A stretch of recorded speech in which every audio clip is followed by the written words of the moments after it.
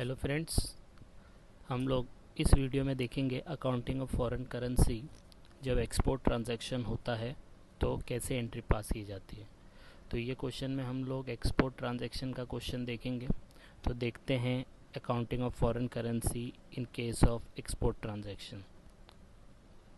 तो एक एग्जांपल दिया है, this is the second example. जो हम लोग ने फर्स्ट वीडियो में देखा था वो इंपोर्ट का क्वेश्चन था। सेकंड एग्जांपल में हम लोग देख रहे हैं एक्सपोर्ट का। तो बहुत सिंपल क्वेश्चन है, देखते हैं। Sahil limited exported goods worth $2,00,000 to New York and company of USA on 2 Jan 2020। Export किया है गुड्स $2,00,000 का। किसने? साहिल लिमिटेड ने न्यूयॉर्क एंड कंपनी को 2 जनवरी को। तो $2,00,000 का किया है और $1 कितने का है? 50 रुपीज़ का। तो $2,00,000 का गुड्स बेचा है, सेल किया है साहिल लिमिटेड ने न्यूयॉर्क कंपनी को, जब $1 50 रुपये का था। अब न्यूयॉर्क इसका पेमेंट करेगा। तो New York and company made payment as per the following schedule. इसके हिसाब से उसने पेमेंट किया है। तो यहाँ पे देखो एक टेबल बना हुआ है। डेट है 15 Feb, $1,00,000 जब रेट था $1 is equal to 51। Second date पे है 28 मार्च 2020 में $50,000 का पेमेंट किया है जब रेट था $1 इज इक्वल टू 47। फिर 20 अप्रैल को, ये बहुत ज़्यादा ध्यान देना है कि जब ईयर एंड होता है हमारे लिए, मोस्टली ईयर एंड 31 मार्च को आएगा, तो जो लास्ट पेमेंट आया है वो अप्रैल में आया है। इसका मतलब ईयर एंडिंग इससे पहले होगा। तो $50,000 का दिया 53, और ईयर एंड पे कोई भी पेमेंट नहीं आएगा क्योंकि ईयर एंडिंग होता है, सिर्फ हम लोग को चेक करना पड़ता है। और वो टाइम पे रेट कितना था? 54। तो पास जनरल एंट्री पास करना है। तो ये क्लियर हो गया क्वेश्चन कि एक्सपोर्ट किया है मतलब सेल किया है $2,00,000 का बाहर की कंपनी, यूएस की कंपनी को, जब $1 कितने का था? 50 का। और उसका पेमेंट 3 बार आया है, $1,00,000, फिर 50,000 और फिर 50,000। और रेट इसका दिया है वो डेट पे 51, 47 एंड 53। अब इसी को हम लोग क्या करेंगे, जब एग्ज़ाम में क्वेश्चन आता है तो बहुत कंजेस्टेड लगता है, तो we will convert this question into a diagram type. तो नेक्स्ट हम लोग देखेंगे डायग्राम कैसे बनाना है, जो हम लोग ने लास्ट क्वेश्चन में भी देखा था। तो देखते हैं डायग्राम कैसे बनाना है। पहले एक लाइन पास करनी है और हमारे पास 5 डेट्स हैं, तो 5 लाइन ड्रॉ करना है इस तरीके से। जो ये वाली लाइन हम लोग ने ड्रॉ किया है ये ईयर एंडिंग की है, तो इसको थोड़ा डार्क करना है। अब जो भी डिटेल रहेगा इसमें फिट करना है। तो देखो, पहला एक्सपोर्ट किया था 2 जैन को $2,00,000, $1 कितने का था? 50। सेकेंड उसका रिसिट आया तो $1,00,000 15 Feb को आया, $1 is equal to 51। Second receipt आया 28 मार्च को 50,000, $1 इज इक्वल टू 47। फिर 31 मार्च आएगा एंड देन आफ्टर दैट 20 अप्रैल को लास्ट पेमेंट आएगा 50,000 का। तो ये एक बार डायग्राम आप बना लेंगे तो आपको पता रहेगा कि कौन सा ट्रांजैक्शन पहले करना है, क्योंकि जम्बल्ड फॉर्म में दिया होगा एग्ज़ाम में, तो हम लोग को इसमें बहुत क्लियर कट जाना पड़ेगा। अगर आपने एंट्री ऊपर नीचे किया डेट में तो फिर आपके मार्क्स कट जाएंगे। तो हम लोग देखते हैं अभी। तो एक एक्सपोर्ट का ट्रांजैक्शन है और 3 पेमेंट का है। तो एक्सपोर्ट का ट्रांजैक्शन 2 तारीख को है, फिर उसका पेमेंट एक यहाँ आया है, दूसरा पेमेंट यहाँ आया है और तीसरा पेमेंट यहाँ आया है। लेकिन उसके बीच में आपका ईयर एंडिंग होगा, तो ईयर एंड का एंट्री कैसे पास करते हैं वो हम लोग देखते हैं। तो स्टार्ट करते हैं।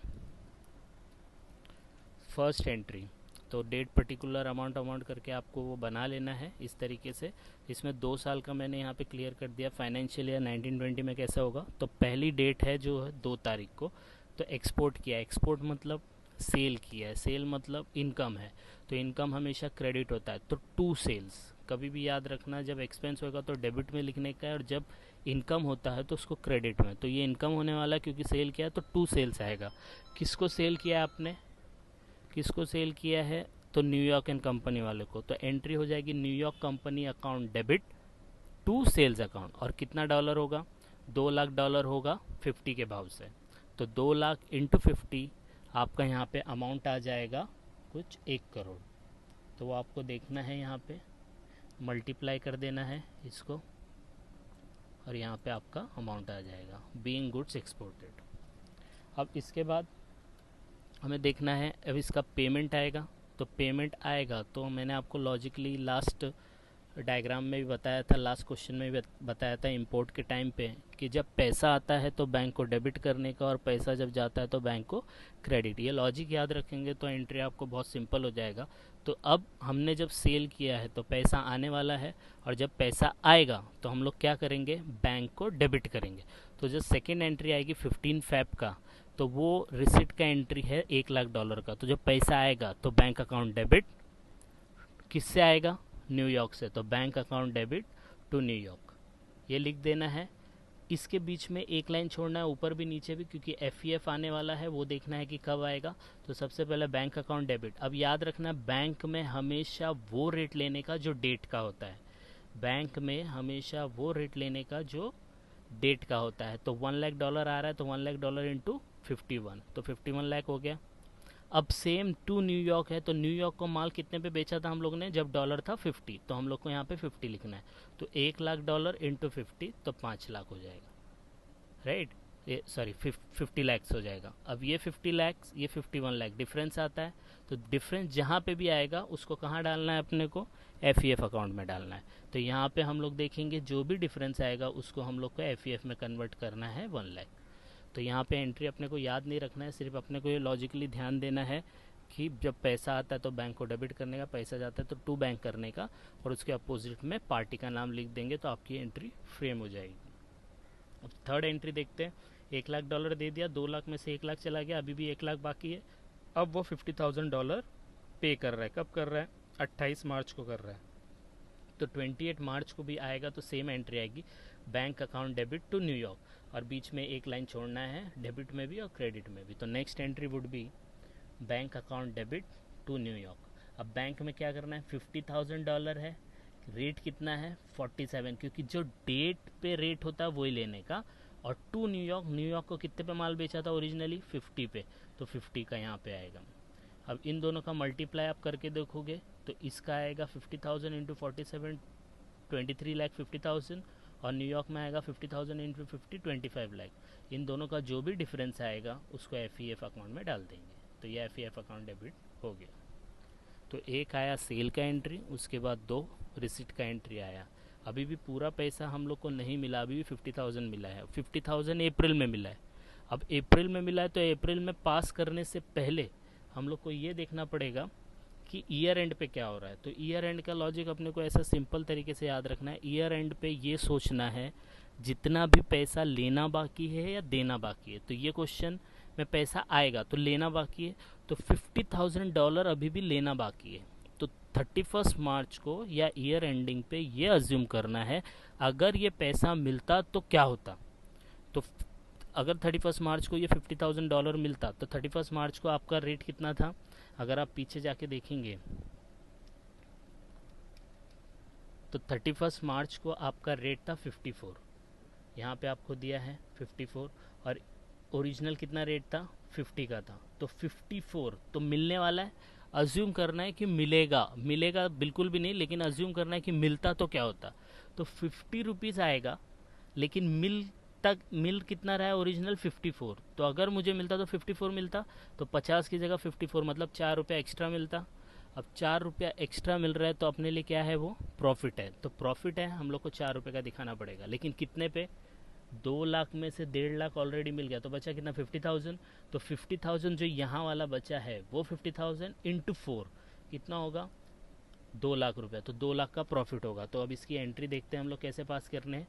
तो यहाँ पे देखो 31 मार्च को ईयर एंड की एंट्री है, प्रॉफिट होने वाला, और कोई भी प्रॉफिट हमेशा क्या होता है, क्रेडिट होता है। तो क्रेडिट होगा टू एफ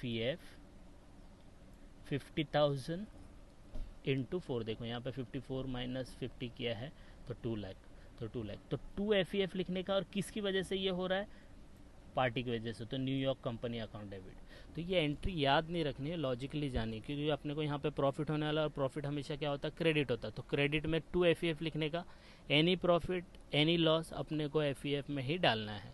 तो 2 एफ लिखना है, तो जब 2 आ गया मतलब क्रेडिट का एंट्री आ गया, क्रेडिट का इफेक्ट आ गया, तो डेबिट में क्या जाएगा, पार्टी जाएगा, तो पार्टी टू एफ। ये ईयर एंडिंग का आपका एंट्री हो गया। अब 31 मार्च का जैसे ही ईयर एंडिंग का एंट्री ख़त्म होगा, इसके बाद हम लोग का जो मेन एंट्री होता है वो होता है transfer of F to P N L. Transfer of F to PNL, तो इसका एंट्री पास करना है। तो क्या करना है, जितनी भी एंट्री है उसमें चेक करना है एफ कहाँ है। तो इसमें एफ नहीं है, इसमें एफ है कितना, 1,00,000 क्रेडिट में, ठीक है, ये आपका एफ क्रेडिट में। फिर यहाँ पे एफ है 1,50,000 जो कि किस में है, डेबिट में। फिर यहाँ पे एफ आया था अभी क्रेडिट में। फिर यहाँ पे एफ ये तो एंट्री पास करनी है तो यहाँ नहीं। अब इसमें देखो, यहाँ पे आपका क्रेडिट ज़्यादा है, तो 1,00,000 और 2,00,000 कितना हो गया, 3,00,000 हो गया। और डेबिट में कितना है, 1,50,000, तो 1,50,000 डेबिट में, तो क्रेडिट ज़्यादा है, तो 3,00,000 में से माइनस करेंगे हम लोग कितना, 1.5, तो कितना बचेगा, 1,50,000 बचेगा। तो 1,50,000 हम लोग एफ में ट्रांसफ़र करेंगे। तो क्रेडिट है, जब ट्रांसफ़र होगा तो उल्टा भेजने का, तो क्रेडिट है तो ट्रांसफ़र होगा तो क्या आ जाएगा, डेबिट। तो F account debit to profit and loss. यहाँ पे देखो कैलकुलेशन शो किया है, तो 1,50,000 और 1,50,000। आई होप आपको ये एंट्री समझ में आया होगा। तो ये एंट्री होने के बाद अब हम लोग जो लास्ट एंट्री अप्रैल की बची है उसको हम लोग पास कर सकते हैं। तो हम लोग अब नेक्स्ट फाइनेंशियल ईयर की तरफ बढ़ रहे हैं। तो हम लोग का नेक्स्ट फाइनेंशियल ईयर आएगा 2021। अब ये भी सेम एंट्री होगा जैसे यहाँ पे पेमेंट का एंट्री पास किया था, तो bank account debit to New York. तो बैंक में हमेशा डेट का रेट लेने का, तो डेट का रेट कितना था, 53, तो 50,000 इंटू 53, 26,50,000। अब न्यूयॉर्क में ओरिजिनल रेट नहीं लेना है, 50 वाला रेट नहीं लेना है। अब जब ईयर एंड पे हम लोग का रेट कितना हो गया था, 54 हो गया था, तो 54 यहाँ पे लेना, तो 50,000 इंटू 54 तो आएगा 27,00,000। जो भी डिफरेंस आएगा उसको एफ में डालना है। तो एफ अकाउंट डेबिट में 50,000 आपका ट्रांसफ़र हो जाएगा। अब इस साल में सिर्फ एक ही ट्रांजैक्शन था। ये ट्रांजैक्शन पास करने के बाद हम लोग का ईयर एंडिंग का एंट्री नहीं आएगा, क्योंकि याद रखना है ईयर एंडिंग का एंट्री तभी आता है अगर कुछ पैसा लेना बाकी है या कुछ पैसा देना बाकी है, ये याद रखना है। तो अब कोई पैसा ना लेना है ना देना है, जो पेमेंट था आ गया है। अब जो भी एफ बचा है तो ये वाली एंट्री नहीं आएगी ईयर एंडिंग की, ये आएगी ट्रांसफ़र टू पीएनएल अकाउंट। तो इस साल में सिर्फ एक ही एफ है डेबिट। जब ये ट्रांसफ़र होएगा तो कैसे करना है, जो भी चीज़ ट्रांसफ़र होती है अपोजिट में डालने का। तो ये डेबिट में ट्रांसफ़र होएगा तो क्रेडिट, तो टू एफ किधर ट्रांसफ़र होता है, पीएनएल में, तो PNL account debit to F 50,000। तो एकदम सिंपल सा टॉपिक है। अगर आपने मेरा पहला वीडियो देखा होगा तो ये भी आपको सिंपल लगा होगा। अगर कोई भी आपको डाउट है, कुछ सजेशन है, तो प्लीज़ कमेंट करना और इसको अच्छे से देख लो आप। बहुत ईजी तरीके से मैंने बताया है। कुछ भी डाउट होगा तो प्लीज़ कमेंट। Thank you.